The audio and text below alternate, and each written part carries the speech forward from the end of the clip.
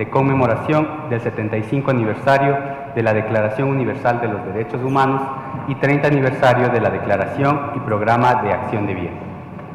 Saludamos la presencia del honorable cuerpo diplomático acreditado en el país, de las autoridades de esta Cancillería, de los delegados de organismos internacionales, de los directores de derechos humanos de las instituciones públicas, de los representantes de las agencias de Naciones Unidas y de la sociedad civil, quienes participan en forma presencial y virtual. Muchas gracias por su asistencia.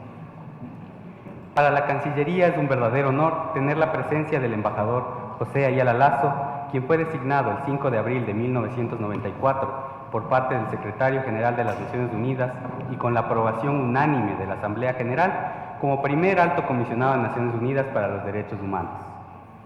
Con mucho agrado reunimos en este salón al embajador Ayala Lazo y al actual comisionado de las Naciones Unidas para los Derechos Humanos, señor Volker Turk, a quien saludamos junto a la delegación por su visita oficial al Ecuador. Para iniciar este acto, invito a escuchar la intervención de la señora Paola Flores Jaramillo, ministra de la Mujer y Derechos Humanos.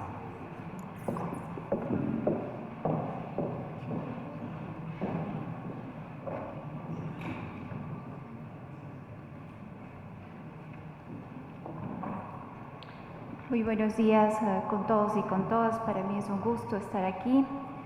Señor Volker Turk, Alto Comisionado de Naciones Unidas para los Derechos Humanos, embajador José Ayala Lazo, ex canciller de la República y el primer Alto Comisionado de Naciones Unidas para los Derechos Humanos, embajador Luis Bayas Valdivieso, viceministro de Relaciones Exteriores, señora Elena Sabelli, coordinadora residente del Sistema de Naciones Unidas del Ecuador, honorable cuerpo diplomático acreditado ante el Gobierno del Ecuador, distinguidas autoridades y funcionarios del Ministerio de Relaciones Exteriores y Movilidad Humana, a todos bienvenidos.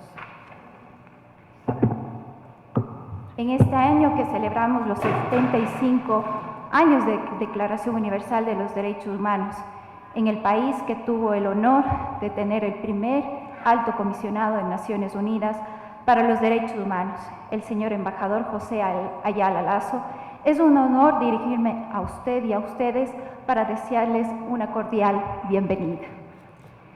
En el mundo y en el país que enfrentamos amenazas del nuevo orden, el calentamiento global, la crisis post-COVID, el narcotráfico y el crimen transnacional, con ello el recrudecimiento de la violencia social y de manera particular la violencia contra las mujeres.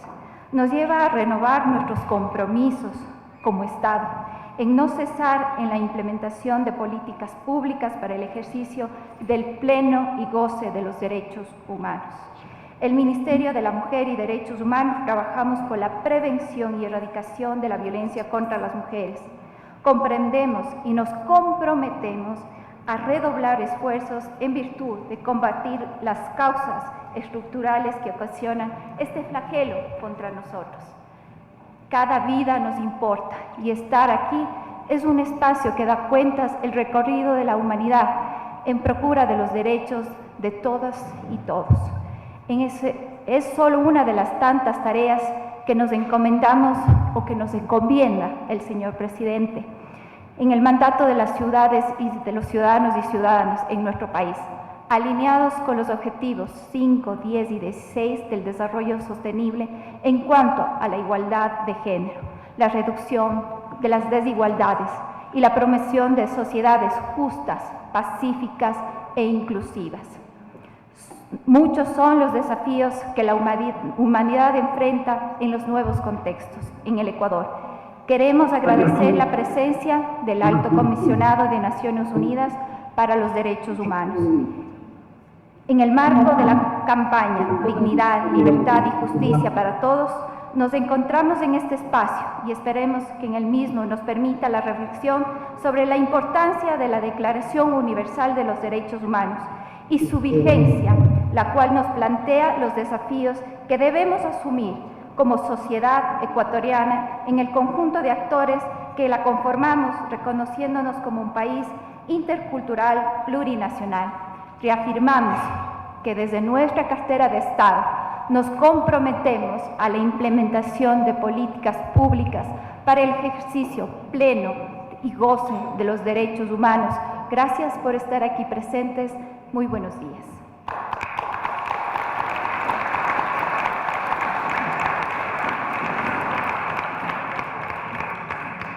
Agradecemos las palabras de la señora ministra Paola Flores. De igual manera, solicitamos a quienes nos acompañan a través de nuestra transmisión en vivo mantener apagados sus micrófonos. A continuación, tengo el agrado de invitar al embajador Luis Valles Valdivieso, viceministro de Relaciones Exteriores.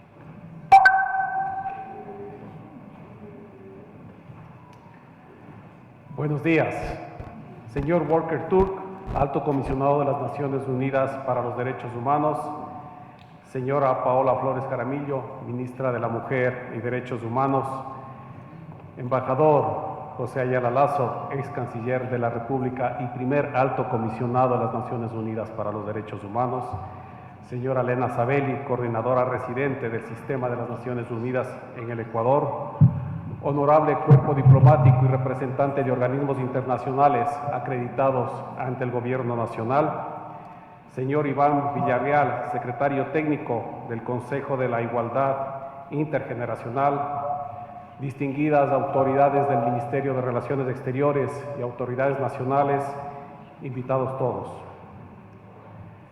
En nombre del Ministro de Relaciones Exteriores, Juan Carlos Holguín, para mí es un honor intervenir al inicio de este conversatorio sobre el impacto y la relevancia de la Declaración Universal de los Derechos Humanos a lo largo de estos 75 años. En primer lugar, agradezco la presencia del Alto Comisionado de las Naciones Unidas para los Derechos Humanos y a nuestro admirado compatriota y primer Alto Comisionado de las Naciones Unidas para los Derechos Humanos, embajador José Ayala Lazo, por participar en esta iniciativa coorganizada entre la Cancillería y las Naciones Unidas, quienes, con su conocimiento y experiencia, nos ofrecerán su visión sobre los avances en los 75 años de la Declaración Universal y los desafíos en la protección y promoción de los derechos humanos. El 10 de diciembre de 2023 se cumplirán 75 años desde ese momento histórico en el cual la comunidad internacional se comprometió en poner en el centro de sus acciones a la dignidad humana. La Declaración expone valores universales y un ideal común para todos los pueblos y naciones, manifestando que todos los seres humanos nacemos libres e iguales en dignidad y derechos. El Ecuador ha mantenido un compromiso con la defensa, promoción y protección de los derechos humanos, tanto en el sistema universal como en el ámbito regional. Las constituciones de la República del Ecuador han recogido en todas sus disposiciones los principios de los derechos humanos. Y por ese compromiso, el Ecuador fue el primer país a nivel mundial en haber ratificado los 27 instrumentos internacionales sobre derechos humanos, de acuerdo a la clasificación establecida por la sección de tratados de las Naciones Unidas.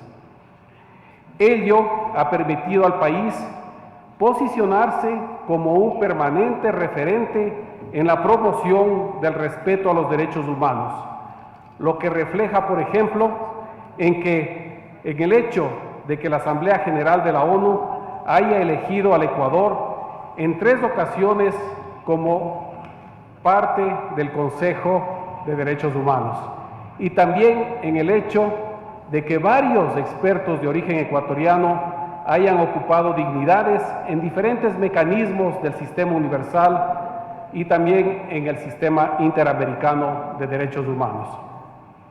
Lo mencionábamos y el ejemplo más destacado es que en abril de 1994 el embajador José Ayala Lazo se convirtió en el primer alto comisionado de las Naciones Unidas para los Derechos Humanos y también el embajador Ayala fue uno de los principales, por no decir el principal negociador para la creación de la Oficina del Alto Comisionado de las Naciones Unidas para los Derechos Humanos. Para el gobierno del presidente Guillermo Lasso, la defensa de los derechos humanos a todo nivel y en cualquier circunstancia es el puntal de su gestión. Esto se ha traducido en políticas públicas y en la creación de instituciones como el Ministerio de la Mujer y Derechos Humanos. El Gobierno Nacional ha reafirmado su compromiso con la plena vigencia de las instituciones democráticas del Estado de Derecho y con el goce y disfrute de las garantías fundamentales, así como la protección y la promoción de los derechos humanos en línea con el cumplimiento de la Agenda 2030 y los Objetivos de Desarrollo Sostenible, los ODS. Señoras y señores, no obstante de los avances registrados desde hace 3/4 de siglo con la adopción de la Declaración Universal de los Derechos Humanos y la promesa de dignidad e igualdad en derechos, nunca deja de haber desafíos.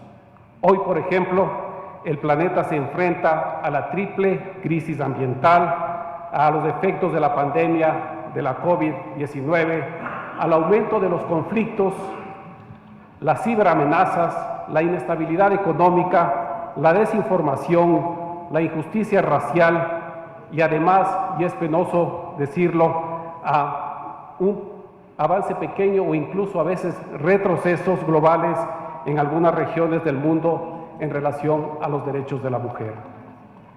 A pesar de todo ello, en Ecuador estamos convencidos que la Declaración Universal de los Derechos Humanos tiene el potencial para superar la división y la polarización y señalar el cambio hacia el desarrollo sostenible para las generaciones venideras.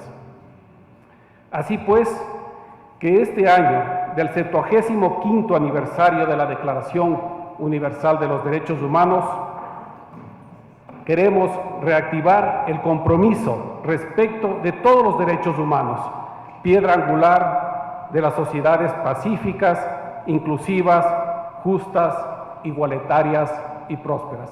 Muchas gracias.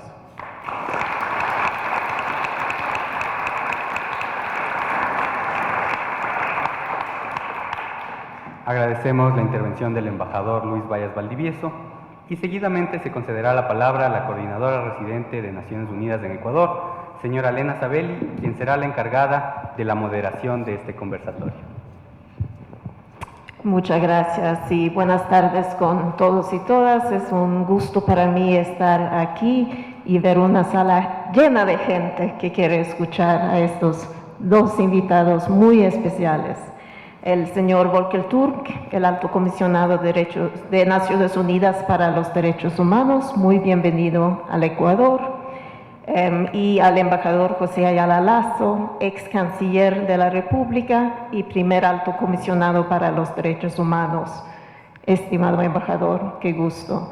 También quiero saludar a las autoridades presentes en la sala, la ministra Paola Flores Jaramillo, ministra de la Mujer y de Derechos Humanos, y al embajador Luis Vallas, viceministro de Relaciones Exteriores, otras autoridades de Ecuador que nos acompañan hoy, al cuerpo diplomático y sus representantes del Sistema de Naciones Unidas, queridas colegas, y a todo el público que nos acompaña hoy.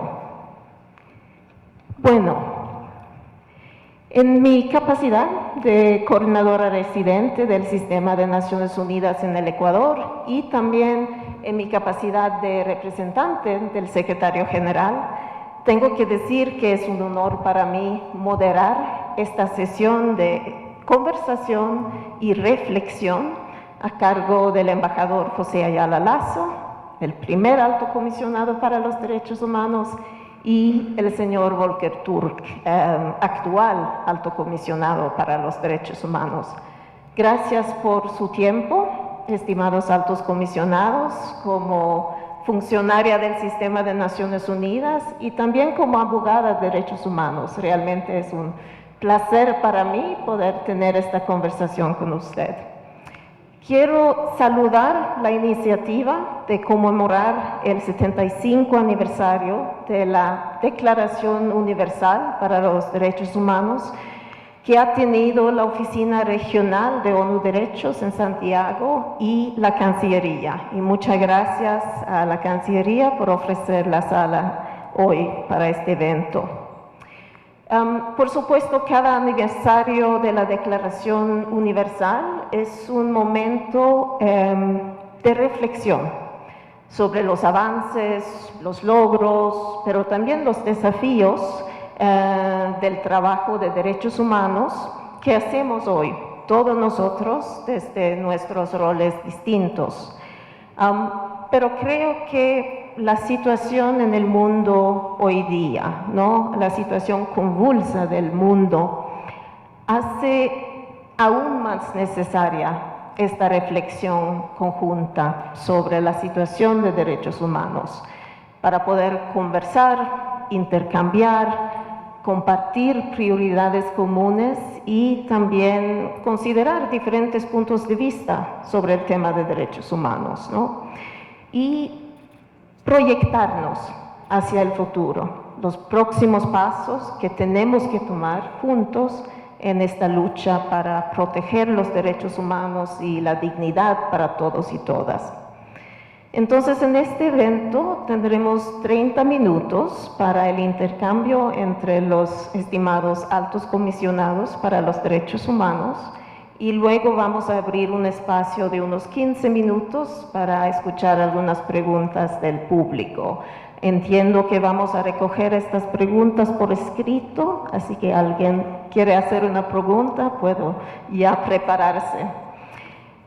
Pero entonces podemos empezar con nuestra charla y vamos a empezar con usted, estimado embajador José Ayala Lazo. Cuéntanos un poco sobre el tiempo que se desempeñó como el primer alto comisionado para los derechos humanos y por qué fue un momento importante para los derechos humanos y la Oficina de ONU Derechos. Y en este momento, ¿cuáles eran los principales desafíos? Muchas gracias. En primer lugar, quiero saludar a las autoridades y al público en general que ha tenido la delicadeza, la gentileza de asistir a este conversatorio. La pregunta que me hace la distinguida representante de Naciones Unidas y del secretario general se refiere a la situación del mundo en la época en que fue creada la Oficina del Alto Comisionado, las motivaciones que tuvo la Organización Mundial para dar ese paso fundamental. Yo quisiera recordar un par de antecedentes que marcan la importancia del tema. En la época medieval, los países europeos se relacionaban mediante el uso de la fuerza y la guerra, las alianzas imperiales, las rivalidades entre los distintos reinos y la guerra. Hasta que se produjo, después de las guerras de religión, un congreso que mantuvo como tesis fundamental de sus trabajos la máxima latina Pax Optima Rerum. La paz es el bien supremo. Demos un salto. Vamos al México casi contemporáneo, republicano. Benito Juárez, allí pronunció otra frase memorable. La paz es el respeto al derecho ajeno. Y esta máxima se encuentra grabada en bronce y colocada en los mármoles del salón principal de la Asamblea General de las Naciones Unidas. De modo que esta síntesis apresurada y que corta grandes etapas nos puede autorizar a decir que la humanidad, si quiere progresar dentro de los conceptos que le dieron nacimiento y finalidad, tiene que hacerlo en paz, y que lograr esa paz es respetar el derecho ajeno. Es decir, los derechos son la base sobre la cual se puede construir la paz, y sobre esa paz progresar y mirar al mundo del futuro. En el año 48, el 10 de diciembre, se aprobó la Declaración Universal de los Derechos Humanos. Y en el año 93, la Declaración y el Plan de Acción de Viena. Hay un libro interesante escrito por dos filósofos españoles, José Antonio Marina y María de la Válgoma, que habla del progreso de la humanidad en el respeto de los derechos y lo titula Lucha por la dignidad. Y ahí está la dignidad recogida con elocuencia y belleza poética en el artículo 1 de la Declaración Universal. Todos los hombres nacen libres e iguales en dignidad y derechos, y dotados como están de razón y conciencia, deben proceder fraternalmente los unos con los otros. Y este libro señala que en la humanidad ha habido dos momentos estelares: la Declaración de los Derechos del Hombre y del Ciudadano de la Revolución Francesa y la Declaración Universal del año 48.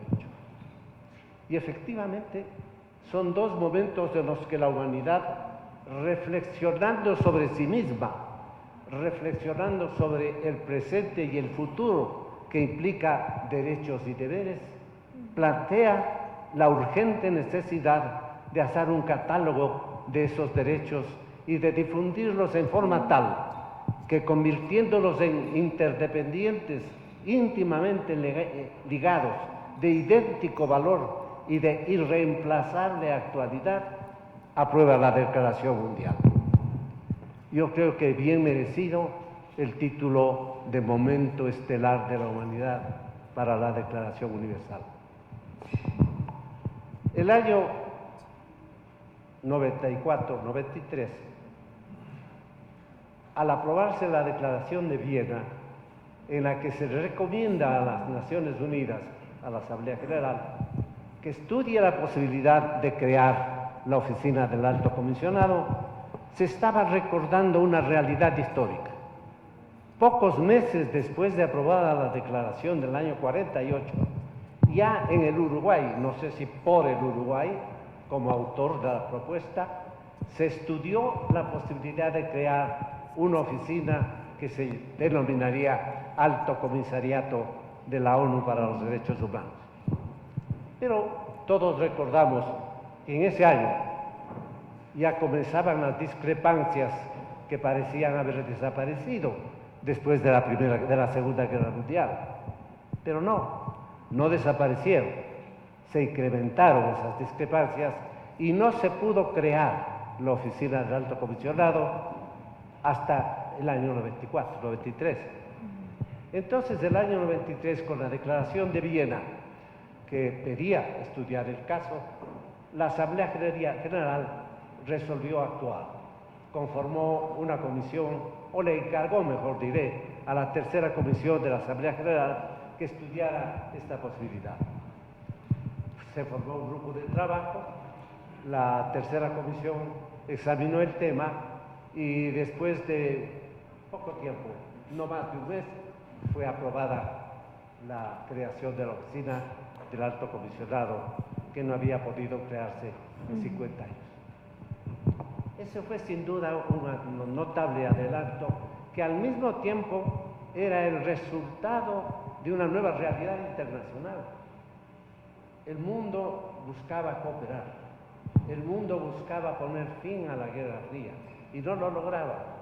Pero al fin, en el año 94, ya existieron factores: ruptura del muro de Berlín, unificación de las dos Alemanias, eclosión del Imperio Soviético, etc. Pero parecía que entonces el ambiente era el favorable para la creación de esa oficina. Y es así como se crea la oficina del Alto Comisionado y se le da un mandato muy sencillo en pocas palabras. Actuar en forma tal que los derechos humanos, todos los derechos humanos, sin excepción y en la misma medida, sean totalmente respetados en todo el mundo. Sencillísimo. Imagínense ustedes. Y con esa instrucción, con ese mandato, nace la oficina en condiciones más bien críticas. Se cuestionaba la existencia del Centro de Derechos Humanos en Ginebra, que era el brazo de Naciones Unidas que se ocupaba de la materia, porque parecía que estaba dividido en factores o grupos ideológicamente distintos. Y se pide una reforma de ese grupo. En esas condiciones asumí yo la Alta Comisaría de Derechos Humanos de la ONU y nos empeñamos desde un primer día en 3 programas. 1, reestructurar el Centro de Derechos Humanos para darle eficacia y actualidad, para responder a los desafíos del momento que no eran los mismos que en el año 48. 2, aumentar los programas de asistencia técnica, porque los derechos humanos no se predican teóricamente, hay que hacerlo, pero la manera más eficaz de obtener adelantos es estar haciendo misiones in loco, en aquellos lugares donde está más crítica la situación de derechos humanos. Hay que ir y actuar para que el pueblo vea la acción de la organización internacional, despierte o alimente su confianza en el multilateralismo y finalmente se resuelva a colaborar con los esfuerzos internacionales para esta causa común. Y eso es lo que traté de hacer en Viena, en Ginebra, cuando fui allá el año 94. Pero menos de una semana después de haber llegado a Ginebra, saltó a la palestra pública la dramática noticia del genocidio en Ruanda. Y entonces, no bien abrí el primer cajón de mi escritorio, tuve que cerrarlo y viajar a Kigali, porque había ya entonces más de 400.000 muertos, asesinados con machetes, palos y piedras, como resultado de una rivalidad histórica y tribal entre los Hutus y los Tutsis. De modo que nacimos en un momento de crisis y vivimos una crisis inmediatamente después de nacidos. La comunidad internacional alimentó su confianza en la oficina del Alto Comisionado. Debo decir que si bien el presupuesto inicial fue magro, que no alcanzaba prácticamente ni para financiar el transporte en tranvía en el interior de Ginebra para una persona, pero en todo caso los países que se interesaban en la materia resolvieron dar contribuciones voluntarias que complementaron lo que el presupuesto tenía de insuficiente. Y así logramos trabajar, y trabajamos hasta el año 97, momento en el que el Ecuador me llamó para un servicio al país, lo que me pareció a mí más importante que cualquier servicio que hubiese podido estar prestando a la comunidad internacional, y regresé a Quito. No sé si de esa manera respondo un poco. Sí, una respuesta excelente, señor Alto Comisionado.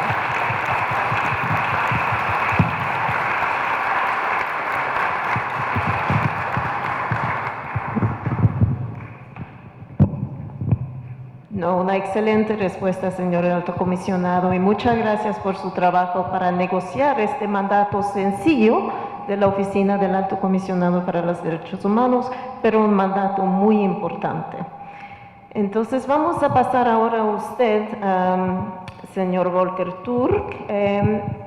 Bueno, hoy este es un importante año para su oficina.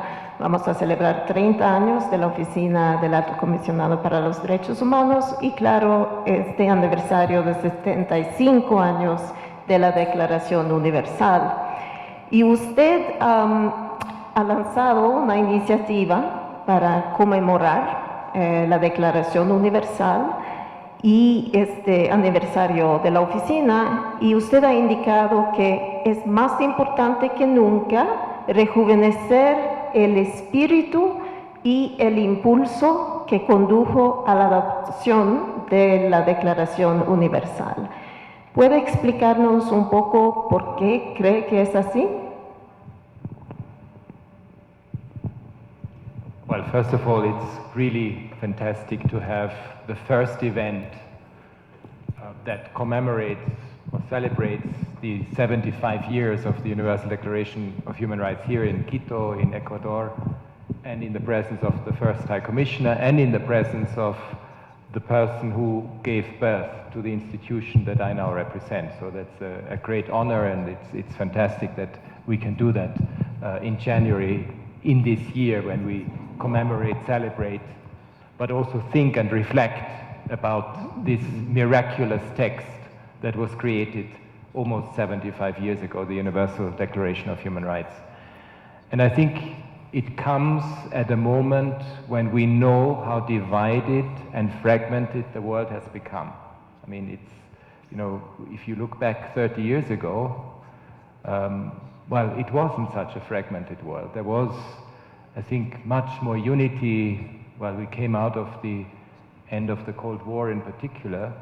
There was almost this feeling that we can do things together, that the different institutions of the United Nations can work. I mean, let's not forget, for example, the first Gulf War, there was a Security Council resolution that said, well, if someone is trying to take the territory of another, well, there is a reaction from the Security Council and there is a clear no to that. Well, we know that today's world looks a bit different when it comes to precisely those issues. And we also know how fragmented the world is, especially at a time when we have been faced with real global challenges. Let's not forget, the COVID pandemic has had a huge shock to the world. Ecuador is a country that has suffered in particular because of the effects of the COVID pandemic in terms of what, you know, in terms of even the attainment of the Sustainable Development Goals. It has also been affected by the war in Europe in terms of a number of things, because it shows how interconnected we are. So at a time, and let's not forget, there's also the triple planetary crisis, climate change, biodiversity loss, and the pollution issue. So there are a number of global shocks where the world, you would think, should really unite and come together and say, okay, we have to deal with the issues of the future, and we have to deal with them in a coherent, in a united way. And you know, that's not what we see at the moment. I mean, we know how difficult it is. If you just look back at the COP27, how difficult it is to even still attain the aim of having only a warming of the planet of 1.5 degrees centigrade. I mean, we know that we are now in a very different trajectory. I mean, even some would say almost 3 degrees by the end of this century. So it shows that these global challenges will require a much stronger response. So what does it mean for human rights? Well, human rights, of course, comes in as the one area where we would think it brings us together as human beings. It brings us together and makes sure that while we respect each other, we respect the dignity of each and every human being, we are aware of the equality agenda that is so important, and that actually should really be an opportunity for us to go back to the roots and to the basics of why human rights have become such a strong transformation in societies and have really given us freedoms that we all can benefit from. And it's important also to remember that the Universal Declaration of Human Rights is not a Western product, as some would like us to think. It is a product that was negotiated even at the time when we had less member states, that is true. It was negotiated by a representative of all continents. it was negotiated by three women, Eleanor Roosevelt, who, as you know, who was then the one who chaired actually the commission that was negotiating the Universal Declaration of Human Rights, but there was also an Indian delegate who was a woman, and there was a Pakistani delegate who was a woman, and they made sure that the Universal Declaration of Human Rights would not talk about the rights of men, but the rights of human beings. And they also made sure that it would not be only about civil and political rights, that it would also be about economic, social, and cultural rights. That we are seeing this as one and the same continuum, that we are not dividing it artificially into different aspects of it. So again, that's incredibly important to remember today, because we see again in the discussions, sometimes in Geneva or in New York, where these things are questioned. But we should remember, well, the Universal Declaration of Human Rights gave us a very clear vision of a universal instrument, of one that changes societies, of one that brings hope to people, that unifies us, but also one that makes sure that we see it in the way that we interact with each other, that it guides us in that way, that we interact between the institutions of the state and the societies, but also in our relationship with nature and the planet. I mean, the right to a safe, healthy, and sustainable environment was adopted last year by the General Assembly. It also shows that the human rights movement that is so transformative includes the issues of today and the issues of the future. And I think that's really what this Universal Declaration of Human Rights is about. And we can just benefit from it and make the best of it in this particular year.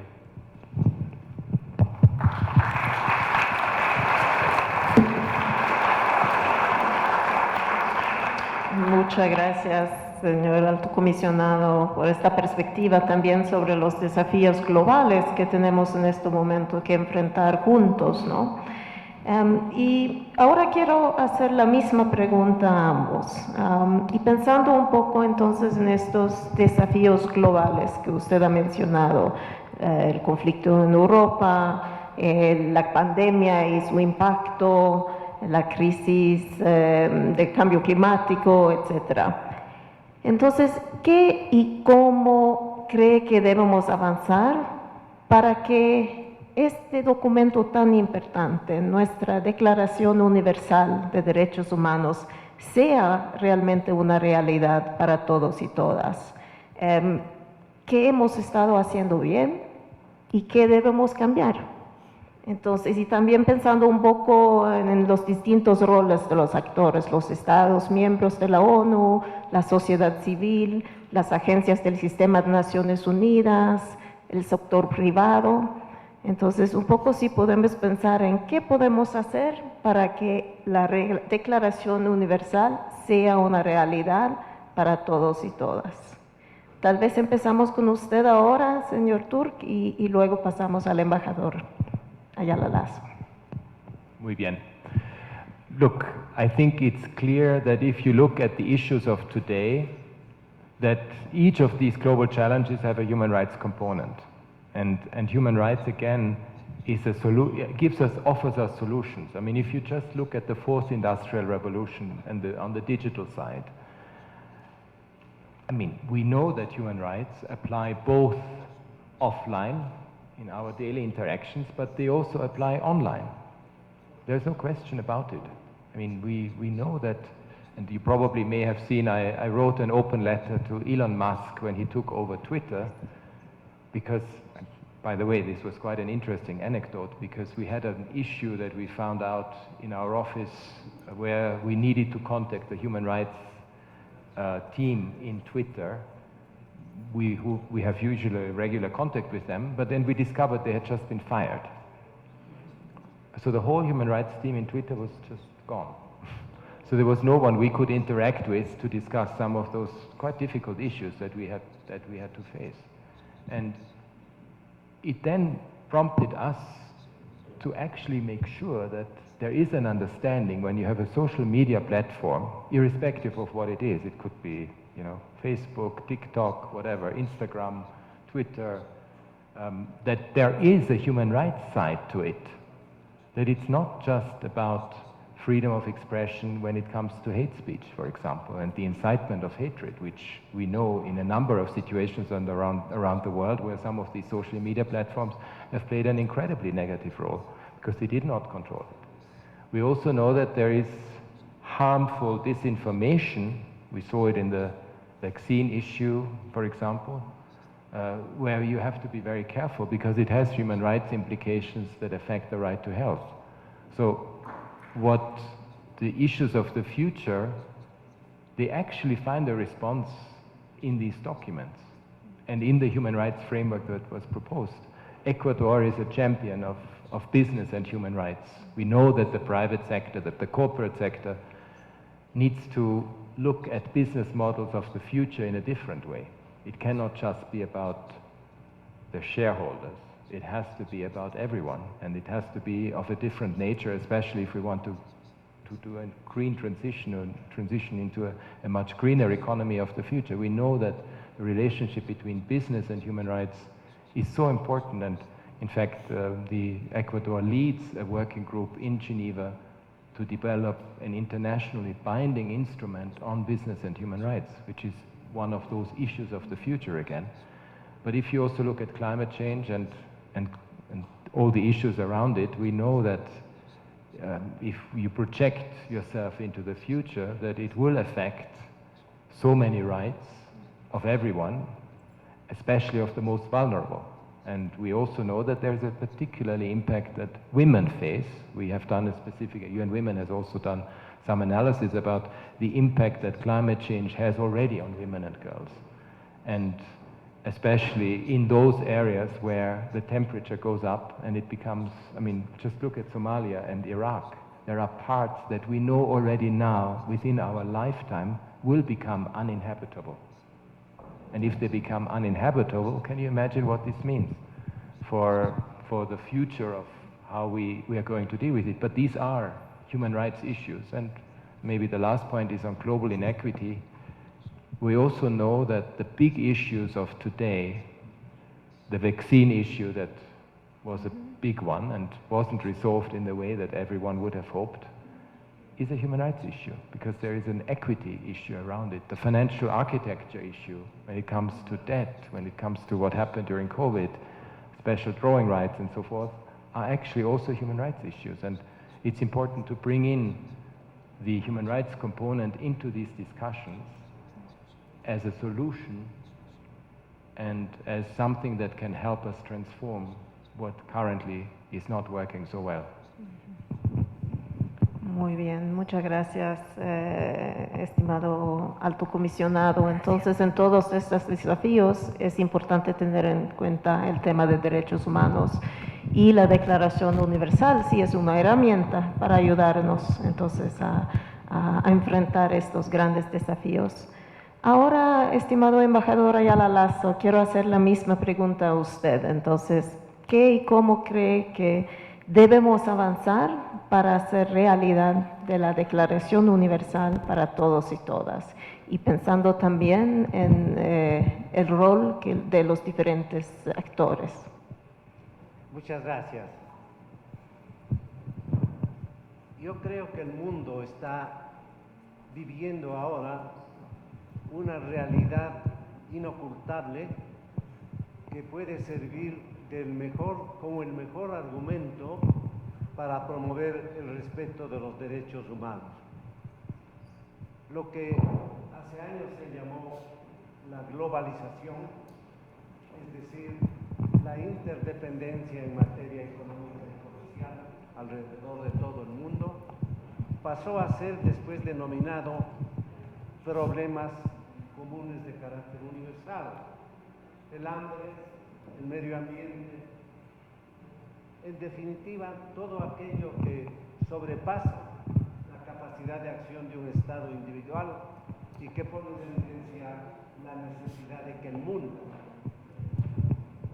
Hay una regla de la física contemporánea que es interesante, que es la tesis de la mariposa, y dice que el aleteo de una mariposa en el sudeste de Asia puede producir una tempestad en los Estados Unidos. Y es verdad, la ley de la causalidad. y de la interdependencia. Entonces, si todos los estados hemos llegado a ver que hay problemas universales y dependemos de ese fenómeno de la globalización, que es imparable y que no se lo puede negar porque es una realidad objetiva, tenemos que actuar con responsabilidad ante ese hecho. Y eso significa actuar solidariamente. La solidaridad, en definitiva, es el corolario ético de la interdependencia. Tenemos que ser solidarios. Cuando vino el virus de esta peste que nos ha fastidiado a todo el mundo, ¿qué es lo que se pedía? Actuar solidariamente. Yo no produzco vacunas, tú las produces, solidarízate conmigo y proporcióname tus vacunas. Es decir, eso se aplica a todo acto importante de la vida contemporánea, absolutamente. Me refiero a la vida de los estados. Debería tomar cada vez más importancia el concepto del multilateralismo. Ya desde Kant se pensaba en la paz mundial a través de una federación de estados. Pero en fin, en todo caso, los derechos humanos cobran cada vez mayor interés, importancia y crean más responsabilidad en los estados porque vemos que todos dependemos de todos. En este sentido, yo me permito dirigir a la distinguida señora ministra de la Mujer, para simplemente recordarle que el año 98 la Cancillería pudo obtener que se aprobara por parte del Congreso el Plan Nacional de Derechos Humanos, que fue el primer plan latinoamericano y que sirvió de molde para la actuación de la ONU en la materia. Bueno fuera que ese plan adquiriera actualidad, porque ahí se toman en cuenta todos los derechos y se establece un cierto procedimiento para su fortalecimiento, todos esos derechos. Y allí se da relación, por la importancia que tiene, al derecho de las mujeres, a la igualdad de derechos, a la indispensable igualdad de derechos, a luchar contra esa mentalidad medieval, me permito darle el calificativo especialmente.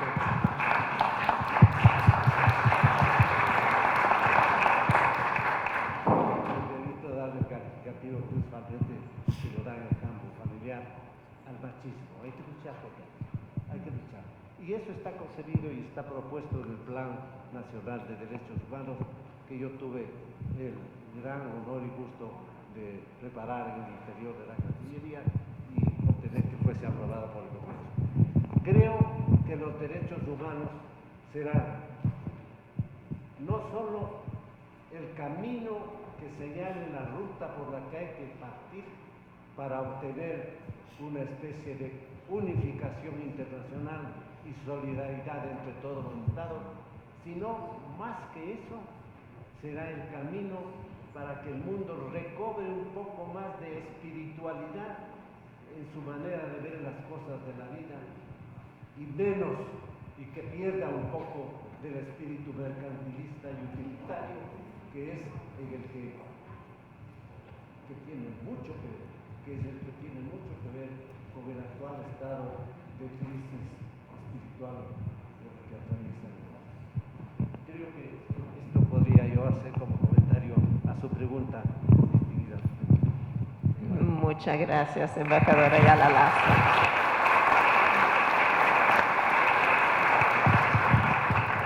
Entonces, los derechos humanos es el camino para nosotros, para el futuro. Entonces, ahora vamos a pasar a algunas preguntas del público y pido al equipo organizador de por favor darme algunas preguntas para poder seguir con nuestra charla.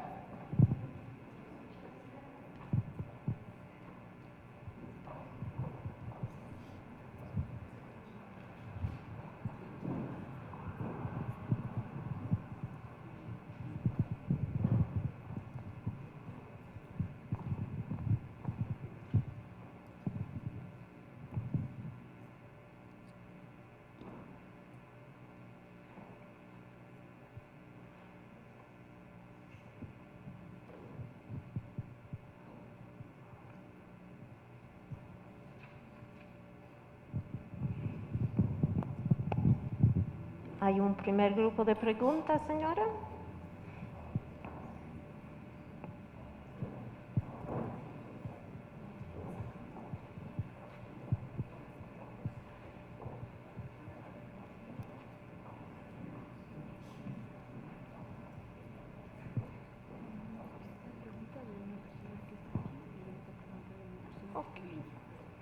Bueno, entonces vamos a empezar con la primera pregunta. ¿Cuál cree usted ha sido el rol de las mujeres en su diversidad en el camino recorrido por los derechos humanos desde la aprobación de la Declaración Universal? Y ambos ustedes ya han comentado un poco sobre la importancia de tener una perspectiva de género y la contribución de mujeres en el proceso de adoptación de la Declaración Universal. Pero si puede profundizar un poco para responder a esta pregunta, entonces, ¿qué ha sido el rol de las mujeres en el camino recorrido por los derechos humanos? Empezamos con usted, embajador Ayala Lazo. Muchas gracias. Yo creo que el rol de las mujeres ha sido determinante de alguna manera. Ya el señor alto comisionado nos recordaba cómo en la preparación de la Declaración Universal la señora Roosevelt jugó un papel determinante, un papel importantísimo. Y así muchas mujeres han tomado esa causa tan justa como leitmotiv en sus respectivas vidas y han trabajado por eso.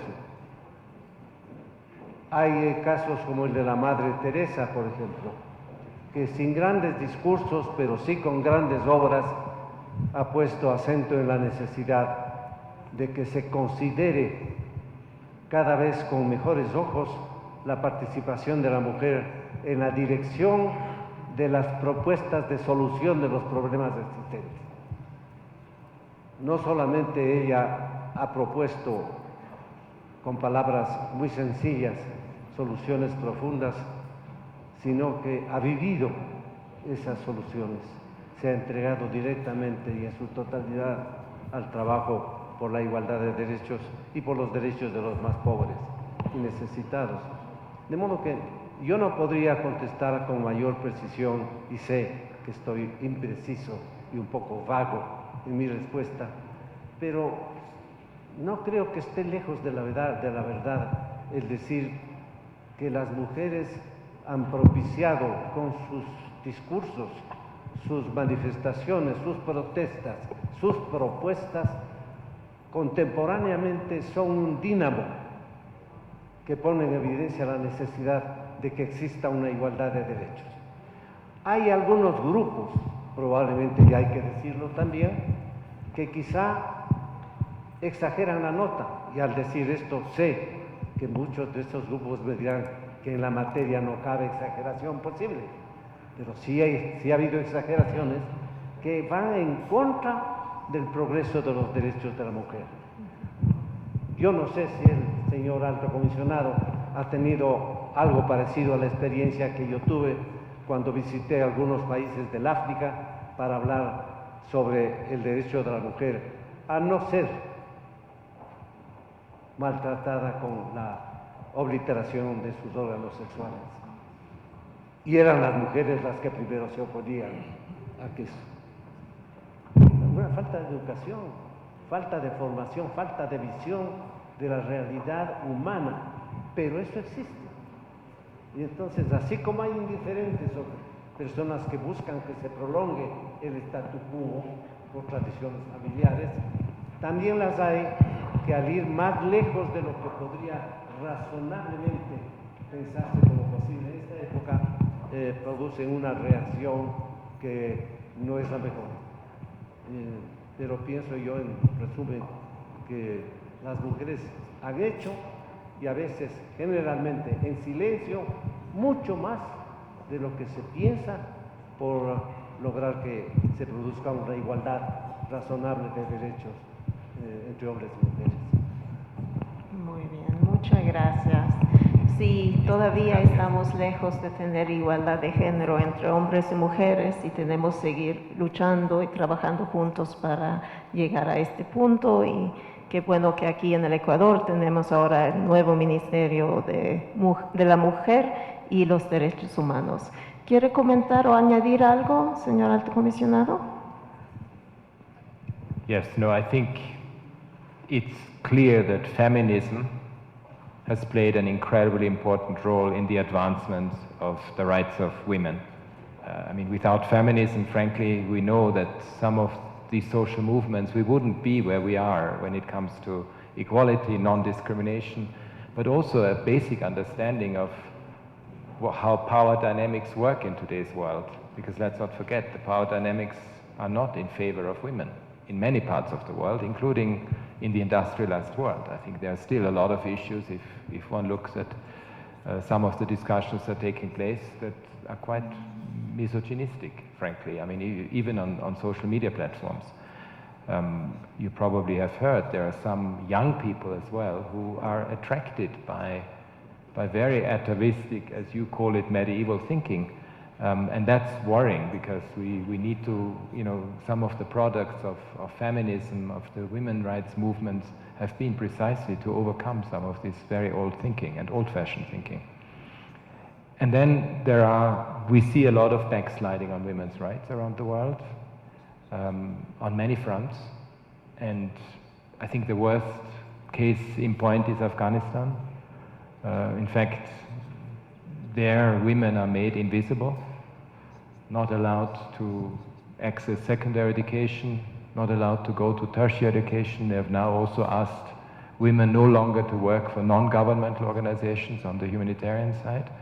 So that is the utmost doom and gloom on that front. On the other hand, we have also seen progress in many countries around the world on many things, and we should really honor and make sure that they are part and parcel of the legal framework, of the policy framework, and that they are lived in practice, because it's one thing to declare a policy, it's another thing to actually implement it, and the implementation is often what's missing, and we need, for that, as a result, we need all the institutions of the state to be aware of it. I think it's great to have a ministry for women's rights and for women affairs, but we also know, and I'm sure you will agree, it's all the other ministers who have to do their work as well, because we cannot otherwise achieve anything on gender equality. Of course, the Minister for Women Affairs will be the champion, but all ministers, everyone in government, everyone in the state institutions has to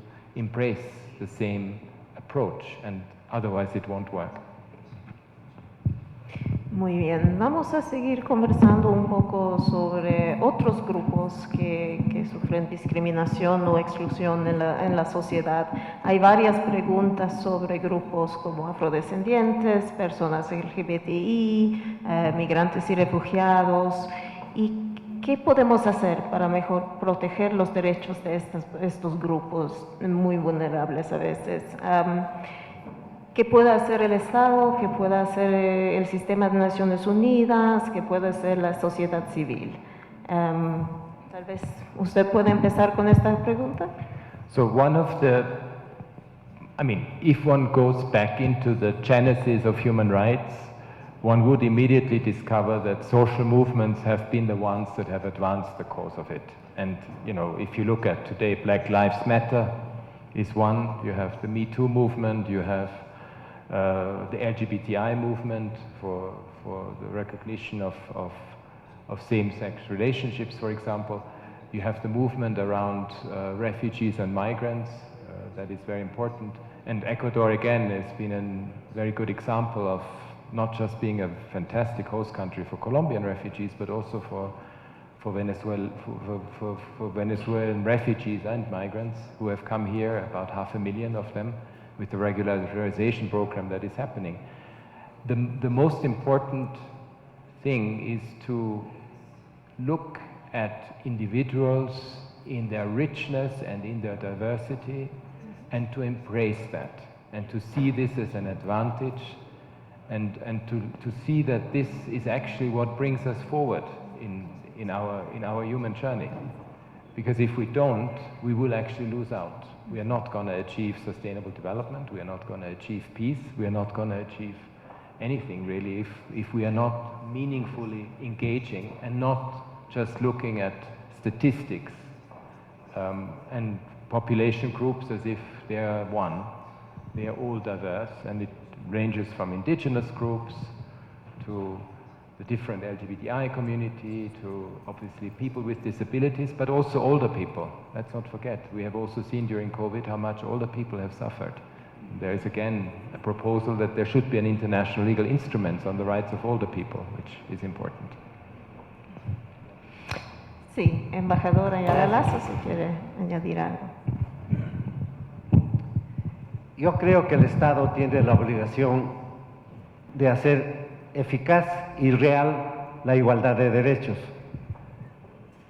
Y si existen grupos vulnerables y menos protegidos, tiene que protegerlos más y facilitarles la vida en comunidad. De modo que tenemos que llegar a esa meta de la igualdad. Si para eso se necesita la acción del Estado obtenida mediante conversaciones, magnífico. Si para ello se necesita moverle al Estado mediante manifestaciones, magnífico. Lo que yo no aceptaría nunca es el uso de la violencia en este campo. Cuando estuve en Ginebra, me tocó de alguna manera tomar posición sobre los grupos LGTB.